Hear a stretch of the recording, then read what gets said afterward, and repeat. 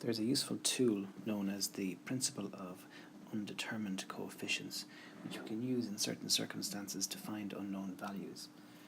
The general rule is something like this. If we take a linear example, if you've got ax plus b equals cx plus d, so there you have an expression involving x equal to another expression involving x. What we can say is that a must equal c and b must equal d. So the coefficient of x on the left must equal the coefficient of x on the right. The term on its own on the left must equal the term on its own on the right. We could take a similar quadratic example. If we have ax squared plus bx plus c equal to dx squared plus ex plus f, and if that's true for all values of x, we can then say that a must equal d, b must equal e, and c must equal f. For a slightly more involved example, let's say we have something like this. We have a cubic expression on the left equals an expression on the right, which will turn out to be cubic once we multiply it out. So let's do that. So the first thing we need to do on the right hand side is to square out the bracket. So we'll leave the px plus 1 as it is. So x minus 1 squared, what is that equal to? Well, be very careful that you don't say x squared plus 1, because x minus 1 squared obviously is the same as x minus 1 times x minus 1. Each thing in the first bracket must be multiplied by each thing in the second bracket. So x by x is x squared, x by minus 1 is minus 1x, minus 1 by x is minus 1x, and minus 1 by minus 1 is plus 1. So what we have is x squared minus 2x plus 1.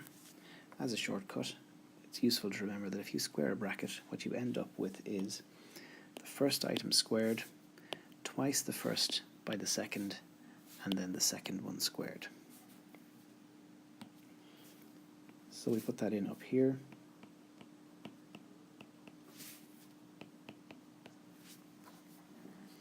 So the next thing to do is to multiply this bracket by this bracket, which will involve multiplying each term in the first bracket by each term in the second bracket. So in doing so we get this. Px times x squared is px cubed. Px by minus 2x is minus 2px squared. Px by 1 is px. 1 by x squared, 1 by minus 2x, and 1 by 1 gives you those three terms there. Now the next thing to do is to gather your terms on the right hand side so that you've got one thing multiplied by x cubed, one thing multiplied by x squared, and one thing multiplied by x, and then one item on its own. So on the right hand side there is only one thing multiplied by x cubed, and that's p. If you look at the x squared terms, and if you take out x squared as a common factor between those, so x squared comes out of here once, and x squared comes out of here minus 2p times. And I've just put the x squared on the right hand side of the bracket. Traditionally, or normally, you might expect to put it there. It doesn't really matter. But if you look on the left hand side, you've got a number times x squared. So now on the right hand side, you've also got a number times x squared. If you look at the terms involving x, you've got p times x minus 2 times x. So again, taking out the x, you'll get p minus 2 times x, and then all you're left with is the plus 1 on the right hand side. Now, using the principle of undetermined coefficients, whatever is in front of x cubed on the left must equal whatever is in front of x cubed on the right. That doesn't really give us any information here. That just tells us that p is equal to p, which we already know. If we look at the x squared term, we'll see that we've got qx squared on the left, 1 minus 2p times x squared on the right. So q on the left must equal 1 minus 2p on the right. looking at the x term, you'll see on the right hand side we've got p minus 2 times x, but on the left hand side we don't have any x term, so essentially we have 0 times x on the left hand side, so p minus 2 must equal 0. So straight away that tells us that p must equal 2.